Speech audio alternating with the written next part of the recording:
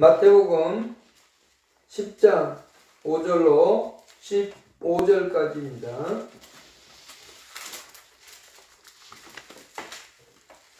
예수께서 이 12를 내보내시며 명하여 이르시되 이방인의 길로도 가지 말고 사마리아인의 고을에도 들어가지 말고 오히려 이스라엘 집에 잃어버린 양에게로 가라. 가면서 전파하여 말하되 천국이 가까이 왔다 하고 병든 자를 고치며 죽은 자를 살리며 나병 환자를 깨끗하게 하며 귀신을 쫓아내되 너희가 거저받았으니 거저주라. 너희 전대에 금이나 은이나 동을 가지지 말고 여행을 위하여 배낭이나 두벌 옷이나 신이나 지팡이를 가지지 말라. 이는 일꾼이 자기 먹을 것 받는 것이 마땅함이라. 어떤 성이나 마을에 들어가거든 그 중에 합당한 자를 찾아내어 너희가 떠나기까지 거기서 머물라. 또 그 집에 들어가면 가면서 평안하기를 빌라. 그 집이 이에 합당하면 너희 빈 평안이 거기 임할 것이요 만일 합당하지 아니하면 그 평안이 너희에게 돌아올 것이니라. 누군지 너희를 영접하지도 아니하고 너희 말을 듣지도 아니하거든 그 집이나 성에서 나가 너희 발의 먼지를 털어버리라. 내가 진실로 너희에게 이르노니 심판날에 소돔과 고모라 땅이 그 성보다 견디기 쉬우리라. 아멘. 오늘 마태복음 10장 5절로 15절까지 말씀을 오늘 한 번에 다 하기는 너무 많고 두 번에 나누어서 하도록 하겠습니다. 오늘은 5절로 8절까지만 하겠습니다. 예수께서 이 12를 보내시며 명하여 이르시되 이방인의 길로도 가지 말고 사마리아인의 고을에도 들어가지 말고 오히려 이스라엘 집에 잃어버린 양에게로 가라. 가면서 전파하여 말하되 천국이 가까이 왔다 하고 병든 자를 고치며 죽은 자를 살리며 나병 환자를 깨끗하게 하며 귀신을 쫓아내되 너희가 거저받았으니 거저주라. 여기까지 오늘 살펴보도록 하겠습니다. 예수님께서 제자들에게 내린 사역을 할 때 어떻게 해야 되는지에 대하여 명령하고 가르치는 내용입니다. 그래서 오늘 제목을 제자들의 사역 지침이라는 제목으로 말씀을 나누고자 합니다. 이 본문의 말씀은 마가복음 6장 7절로 11절과 누가복음 9장 1절로 5절 그리고 10장 1절로 12절의 말씀과 동일하게 인용되어지고 있는 겁니다. 이것은 유대인의 전통적인 어떤 임무를 부여할 때 내리는 형식을 취하고 있고 특별히 마태는 이 본문을 통해서 예수님의 제자들뿐만 아니라 또 후대에 예수님의 제자로서의 사역을 해야 될 사람들도 어떻게 살아야 되는지를 가르쳐주고 있는 겁니다. 특별히 복음을 전하는 자들이 가져야 될 삶의 본질과 자세, 어떻게 전도자로서 살아갈 것인가, 어떻게 진리를 전하는 사람으로서 살아갈 건지에 대하여 잘 가르쳐주고 있는 본문이라고 말할 수 있겠습니다. 오늘은 두 가지를 먼저 살펴보도록 하겠습니다. 5절과 6절, 그 다음에 7절과 8절을 나눌 텐데요. 첫 번째 5절과 6절을 통해서 이 제자들이 누구에게 가야 하는가에 대하여 생각을 해보겠습니다. 예수께서 12를 보내시며 명하시되 이방인의 길로도 가지 말고 사마리아인의 고을에도 들어가지 말고 오히려 이스라엘 집에 잃어버린 양에게로 가라 라고 얘기합니다. 먼저 12를 보내셨습니다. 예수님께서 친히 제자들을 가르쳤고 교육했습니다. 그리고 그들을 지도하고 또 예수님께서 친히 본을 보여주시고 그들의 사역자로서의 모습이 어때야 되는지를 가르쳐 주셨습니다. 그러면서 그 12를 복음사역자로 세우시고 그들에게 사명을 주시고 이제 파송해서 보내고 있는 장면입니다. 그래서 특별히 선택받은 그들이 이 복음사역을 위해 쓰임받고 있는 것이 바로 이 12명의 제자들입니다. 그들을 보내면서 12 사도라고 하는 칭호를 줬습니다. 사도라고 하는 것은 보내심을 받은 자라는 뜻입니다. 어쨌든 예수님의 주권을 가지고 예수님께서 친히 12를 보내시는 것을 볼 수 있습니다.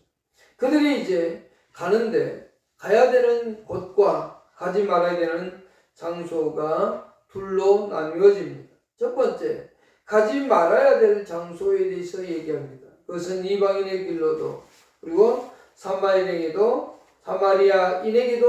가지 말라고 얘기합니다. 이 명령을 보면 유대인에게만 복음을 전해야 되나? 라는 착각을 할 수도 있습니다. 그러나 그것이 아니고 이 명령은 한시적으로 주어졌다는 것을 먼저 생각을 해야 됩니다. 어떤 시간이 지나면 이것은 이제 소용이 없게 되는 거죠. 왜냐하면 예수님께서 부활 승천하시면서 제자들에게 모든 족속으로 제자를 삼으라고 얘기했습니다. 가서 복음을 전하고 제자를 삼고 성부와 성자와 성령의 이름으로 세례를 주고 그들에게 모든 것을 가르쳐 지키게 하라 라고 말씀을 했거든요. 그렇다면 모든 족속이니까 전 세계까지 복음을 전해야 되고 또 사도행전 1장 8절에 보면 예루살렘으로부터 시작해서 사마리아 땅끝까지 이루는 복음의 증거를 해야 된다는 걸 볼 수 있습니다. 그렇다면 여기서 예수님께서 이방인에게도 가지 말고 사마리아인에게도 가지 말라고 하는 것은 일시적이고 한시적인 어떤 한계가 있는 그와 같은 명령이다 라고 하는 걸 볼 수 있죠. 먼저 이방인의 길이라고 볼 수 있는데 아직 이 말은 이방인의 길로도 가지 말라 이 말은 이방인들에게 복음을 전파할 때가 아직은 이르지 않았다. 그 얘기를 예수님께서 먼저 하고 있는 겁니다. 그러니까 이방인들에게 복음이 증거되는 날이 올 텐데 지금은 아니다. 그러니까 이방인의 길을 통과해서 가지도 말고 이방인의 지역에 가서 복음을 전하는 것도 하지 말 것을 얘기해주고 있습니다. 그렇지만 이 이방인들에게 방금 전에 말씀드렸던 것처럼 훗날에는 전 세계에 복음이 전파하라고 주께서도 명령을 하셨거든요. 그러니까 예수님이 부활 승천하고 성령이 임할 때까지 그때까지는 유대인들에게만 하나님께서 잃어버린 양에게만 복음을 증거하라 라고 말합니다. 두 번째는 사마리아인의 고을로 가지 말라고 얘기합니다. 사마리아와 유대인들은 유다라고 하는 나라는 솔로몬 왕 이후에 여로보암과 르호보암으로 인해서 나눠지게 됩니다. 르호보암 때 이제 여로보암으로가 나눠지게 되는데 북이스라엘과 남유다로 나누어집니다. 그런데 이 북이스라엘이 훗날에 아수르 살만에셀에게 이제 나라를 빼앗기고 전쟁에서 패배하게 되거든요. 그때 살만에셀이 편 정책이 뭐냐면 이민 정책이었습니다. 북이스라엘의 포로들을 잡아고 아수르로 가고 아수르에 있는 사람들을 북이스라엘로 보내서 같이 결혼을 하고 애를 낳도록 했죠. 그래서 그와 같이 이민 정책을 통해서 통원되어지니까 이스라엘 선민으로서의 모습은 사라지고 순수성 자체가 사라짐으로 인해서 그들은 더 이상 하나님의 백성, 선택받은 백성이 아니다 라고 이제 생각을 하게 된 거죠. 그래서 그들에게도 가지 말라고 먼저 말씀을 하고 있습니다. 그러니까 살만에셀에 의해서 그들이 하나님의 선민으로서의 순수성을 잃어버렸기 때문에 예수님께서 일단은 그들에게도 가지 말고 잃어버린 양에게로 가라 라고 얘기합니다. 이제 제자들이 가지 말아야 될 곳은 이방인들과 사마리아인이라고 그랬고 이제 가야 되는 곳은 바로 잃어버린 양에게로 가라고 6절에서 말합니다. 오히려 이스라엘 집에 잃어버린 양에게로 가라. 이것은 선택받은 유대인들을 얘기하고 있습니다. 그래서 구약적 배경에서 보면 이 말은 이스라엘 백성들을 가리키는데 특별히 유대인들을 가리키고 있는 겁니다. 그들 가운데에서 그들에게 먼저 복음이 증거되어짐으로 인해서 그들이 복음을 받을 수 있는 기회를 주고 있는 겁니다. 하나님의 약속한 백성들이었고 하나님의 선택받은 백성들이었기 때문에 그들에게 가서 진정한 기다렸던 메시아가 왔다는 것을 말을 전해하라고 얘기하고 있는 겁니다. 하지만 이것은 한시적이고 제한적이었다는 것을 잊어서는 안 됩니다. 이것을 문자적으로 받아서 저 예수 안 믿는 사람들한테 전하지 말아야지 이렇게 말하는 게 아닙니다. 하나님의 백성이 그들에게 먼저 복음을 전하고 그들에게 찾아가서 메시아가 왔음을 전할 것을 먼저 증거해 주고 있습니다. 두 번째, 이제 크게 우리가 생각할 두 번째는요, 7절과 8절입니다. 제자들의 사역이 말씀과 행위에서 갖는 본질이 무엇인가 라고 하는 것을 살펴봐야 됩니다. 제자들이 사역을 할 텐데, 이제 가서 복음을 전하고 사역을 할 텐데, 그들이 말씀과 행위에 있어서 갖는 본질에 대해서 살펴보도록 하겠습니다. 먼저 첫 번째, 가면서 전파하라 입니다. 7절 보십시다. 가면서 전파하여 말하되 천국이 가까이 왔다는 겁니다.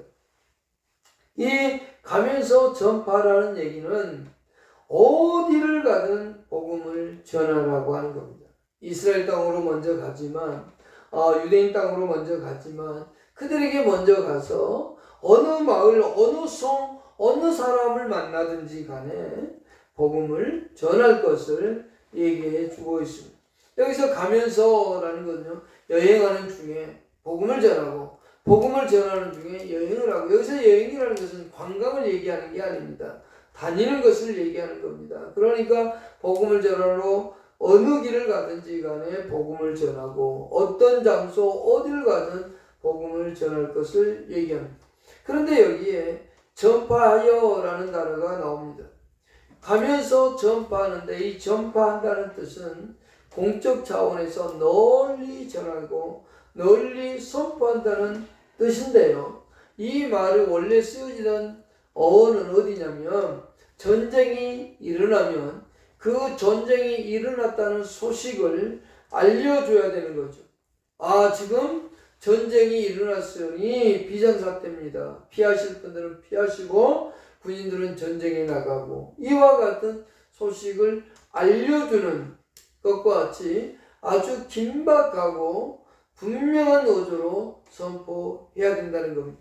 그러니까 전쟁이 나면 어때요? 바로 막 급박하게 전쟁이 났대 그러면서 이 사람 저 사람들에게 알리듯이, 그리고 그 전쟁이 어떻게 어디서 났는지 정확하게 알려주어야, 그리고 어떻게 행동을 해야 알려주어야 되는 것처럼 여기서 전파한다는 것은 바로 그와 같은 겁니다.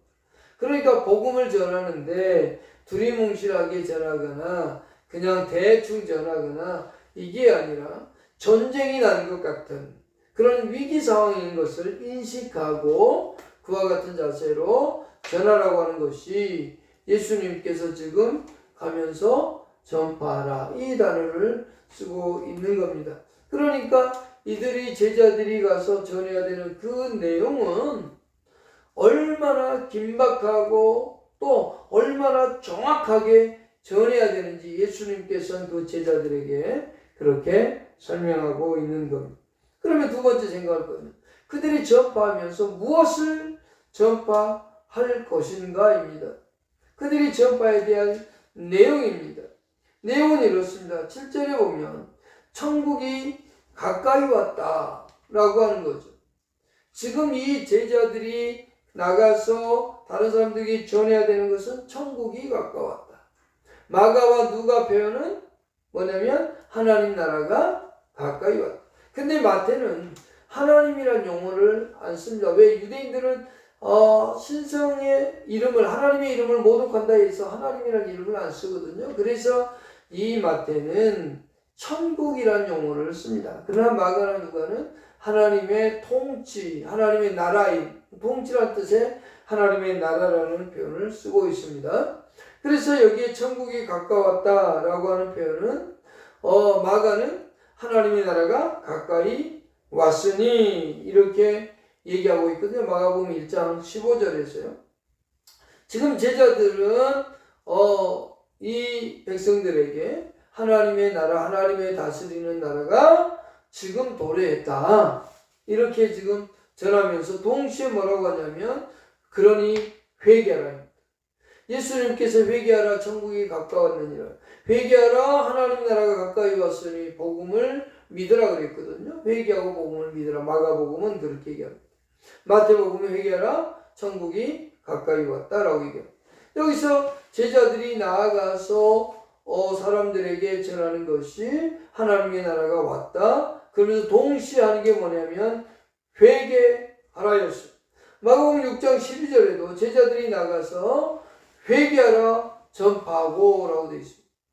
여기 이 회개와 하나님의 나라가 왔다는 이 사실은 세례 요한도 그렇게 전했고요. 마태복음 3장 2절에서 또 예수님도 마태복음 4장 17절에서 동일하게 이와 같이 전하고 있는 겁니다. 그러니까 세례 요한도 그랬고 예수님도 그랬고 지금 제자들도 동일하게 하나님의 나라가 왔다. 그러니 회개하라는 거였죠. 그리고 복음을 믿으라는 겁니다. 이 말이 무슨 말인고 하면 하나님의 나라, 하나님의 통치하는 나라가 왔으니 이 사실을 받아들이라는 겁니다. 유대인들은 바벨론에게 전쟁에서 지고 포로로 잡혀가죠. 그러면서 많은 시간을 노예로 살았습니다. 지금 이 예수님이 살아가던 시대도 로마의 속국으로서 로마의 지배 속에 살아왔습니다. 그래서 유대인들은 마음속에 늘 무슨 생각이 있냐면 우리는 사탄의 나라에서 사탄의 지배를 받고 살아간다라는 생각을 그들은 가졌습니다. 우리는 사탄의 나라에서 로마가 사탄의 나라였고 그 사탄을 통해서 우리가 지금 지배당하고 있다. 그래서 그들을 기다리는 메시아는 이 로마를 무너뜨리고 전쟁에서 이기고 우리를 구원할 구원자. 그래서 모세 같은 다윗과 같은 그런 위대한 하나님의 사람이 와서 저 로마를 무너뜨리고 자기들을 그 로마의 속국에서 사탄의 지배 아래서 우리를 해방해 주실 메시아를 기다렸던 겁니다. 그러나 예수님은 그와 같은 나라를 가지고 온 게 아니고 그들의 마음속에 이미 하나님의 나라가 임하는 하나님의 통치와 다스림이 있는 그와 같은 삶으로 바꿔지기를 원하는 겁니다. 그러니까 회개하라 천국이 가까이 왔다라는 얘기는 회개하라 하나님 나라가 가까이 왔다는 이 말은 지금 사탄의 지배 아래 있다는 그 생각을 버리고 하나님이 지금 이 땅에 오셔서 우리를 다스리는 하나님의 통치가 이루어진 나라가 우리 가운데 왔다. 그것을 가지고 온 분이 누구냐? 바로 예수 그리스도다. 이것을 전해야만 되었던 겁니다. 그러니 이 사람들 입장에서 보면 당시의 백성들 입장에서 보면 자기들의 기대했던 것과 이 메시아는 완전히 다른 거예요. 처음에 기적을 행하고 능력을 행하니까 야 우리가 기대했던 왕이야 라고 생각을 했는데 점점 시간이 가면서 보니까 그런 자기들이 기대했던 그런 왕의 모습은 전혀 존재하지 않는 겁니다. 그러니 실망할 수밖에 없고 그러니 그를 죽일 수밖에 없었던 겁니다. 신성을 모독하고 하나님을 모욕한다고 생각했던 거죠. 그래서 예수님의 제자들도 동시에 예수님이 했던 것처럼 회개하라 천국이 가까이 왔다. 또는 회개하라 하나님 나라가 가까이 왔다. 이것을 증거해 주었던 사람들입니다. 그러면 오늘날 우리는 어떻게 해야 될까요? 예수 그리스도를 믿으라. 그래야 당신이 영원한 구원을 얻고 생명을 얻는다라고 우리는 얘기해 줘야만 되는 겁니다. 세 번째, 이 제자들이 갖는 권능이 있습니다. 그들에겐 권능을 부여해 주셨습니다. 여기 8절에 보면 네 가지를 말씀하고 있습니다. 첫 번째, 병든 자를 고치며 죽은 자를 살리며 나병한 자를 깨끗하게 하며 귀신을 쫓아내되 라고 되어 있습니다. 네 가지 권능을 가지고 네 가지를 행할 수 있는데 첫 번째는 병자를 고치며입니다. 이것은 육체적 치유를 지금 얘기해주고 있는 겁니다. 육체적으로 병든 사람들을 고쳐주어서 이 하나님의 나라가 임하였다는 것을 증명해 주라는 겁니다. 두 번째는 죽은 자를 살리며 라고 되어 있습니다. 이것은 인간의 존재적인, 인간이 살아있어야 존재하고 있는 거잖아요. 그 존재적 치유를 지금 설명하고 있는데, 예수님 당시에 이 제자들이 나가서 죽은 자를 살렸다는 기록은 없습니다. 그러나 이후에 이제 오순절 성령이 임하고 난 다음에 이들은 베드로나 바울은 죽은 자를 살린 역사를 나타내 주고 있습니다. 사도행전 9장 36절로 42절을 보면 도로가라고 하는 여인을 베드로가 살리고요. 사도행전 20장 9절로 12절에 보면 바울은 유두고를 살리는 사건을 볼 수 있습니다. 그래서 그들이 가는 곳에서 병자를 고치는 것뿐만 아니라 죽은 자도 살리는 그와 같은 모습을 보여주고, 또 세 번째는 나병 환자를 깨끗하게 하며라고 했습니다. 왜 나병 환자를 깨끗하게 할까라고 할 때 이것은 종교적 의식적 치유입니다. 이 나병 환자들은 부정해서 하나님의 존전에 나아갈 수 없는 사람들입니다. 그런 그들을 치유해 줌으로 인해서 하나님 앞에 나아가 예배할 수 있고 하나님 앞에 의식적으로 예배하며 동참할 수 있는 존재가 되어지도록 해주는 겁니다. 그러면서 귀신을 쫓아내며 라고 되어 있습니다. 네 번째는 영적이고 정신적인 치유를 행하라고 하는 겁니다. 귀신을, 사탄의 권세들을 쫓아내므로 해서 영적으로부터 자유하고 정신적으로부터 자유함을 주는 그와 같은 일들을 이 제자들에게 행하도록 하셨다는 겁니다. 예수님이 행하셨던 일들을 이 제자들도 동일하게 해야만 했던 겁니다. 그래서 그 제자들에게 특별히 권능을 부여했다는 거죠. 그런데 그들에게 이제 이렇게 말씀합니다. 그런 능력을 행하고 난 다음에 어떻게 하라고 얘기하냐면, 네 번째 우리가 생각할 것은요, 거저받았으니 거저주라입니다. 이게 얼마나 놀라운 말입니다. 그냥 거저받았으니 거저주라. 아주 단순한 원리임에도 불구하고 사람들은 그렇게 하지 않습니다. 어떤 사람이 이런 일이 있었습니다. 어떤 분이 물건을 산다고 얘기를 했습니다. 그랬더니 그 물건 값이 15,000원입니다 그랬어요. 그런데 집에 와서 물건을 사갖고 그 사람한테 팔 때는 아이고 더 붙여가지고 21,000원에 팔았습니다. 자기는 그냥 심부름 해준다고 분명히 얘기를 하고 왔는데 그걸 사갖고 갈 때는 21,000원을 주고 팔았습니다. 내가 거저 주는 것처럼 얘기하고는 이득을 남기는 걸 봤습니다. 이게 어떻게 보면 현명한 사람입니다. 세상적에서 보면 현명하고 아주 똑똑한 사람일 겁니다. 그러나 여기 성경은 그렇게 말하지 않습니다. 제자들에게 그런 병자를 고쳐주고 죽은 자를 살려주고 나병 환자를 깨끗게 하고 귀신을 쫓아내 주었으니 사람들이 와서 물질을 가져올 것이고, 그럴 때 안 가져오면 야 나가 네 병 고쳐줬는데 좀 가져와야 되지 않느냐, 이렇게 하는 게 똑똑한 사람이고 현명한 사람이라고 얘기합니다. 그러나 예수님은 뭐라고 얘기해요? 거저받았으니 거저주라. 이게 무슨 말인가 하면 선물로 받았으니 값을 받지 말고 사랑의 마음을 주라는 겁니다. 여기서 중요한 게 나오죠. 우리가 선물을 받았으니까 그것을 그냥 주는 것이 아니라 뭘 담았어요? 사랑의 마음을 그 속에 실어서 줘야 되는 거예요. 그러니까 여기에 예수님께서 거저받았으니 거저주라 이 말씀은 너희가 능력을 나에게 그냥 받았으니까 가서 고쳐주고 대가를 요구하지 말라는 겁니다. 이것은 복음을 전하는 사역자가 지켜야 될 대원칙입니다. 아주 중요한 원칙입니다. 이 제자들은 지금 거저받아서 거저줬지만 후에 디다케라는 책에 보면 뒤에 얼마 시간이 지나지 않아서 복음을 전하는 사역자들이 전하면서 물질을 요구하고 살아갑니다.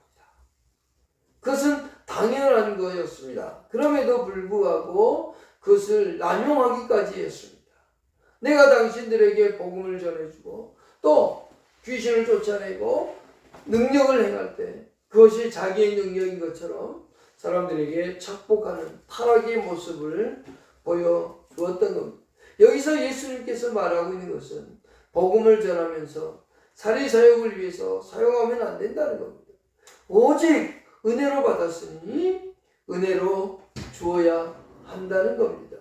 이것이 복음을 전하는 사람이 가지고 있어야 될 삶의 자세인 겁니다.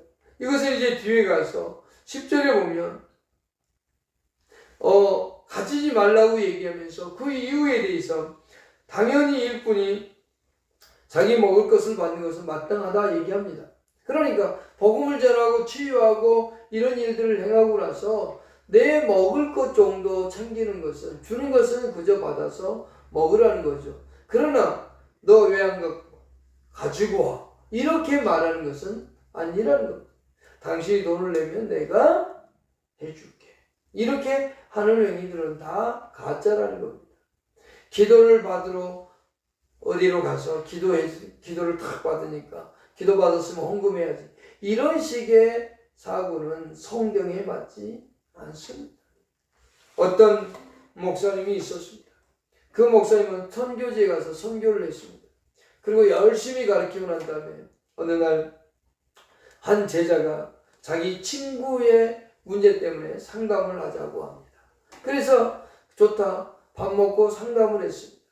그리고 한 2시간 반 정도 지난 다음에 이제 상담이 다 끝났고 그 문제들이 해결됐다고 아주 좋아했습니다. 그리고 이제 통역하고 들어와서 그 선교사, 이제 선교를 하신 목사님이 차를 딱 타고 있는데 통역이 갑자기 뭘 받아갖고 온 거예요. 그러면서 주는 겁니다. 받으십시오. 근데 그것을 딱 받아든 순간 그 목사님은 그놈을 가지고 막 뛰어가서 가방문을 탁 열고 탁 닫아버렸어요.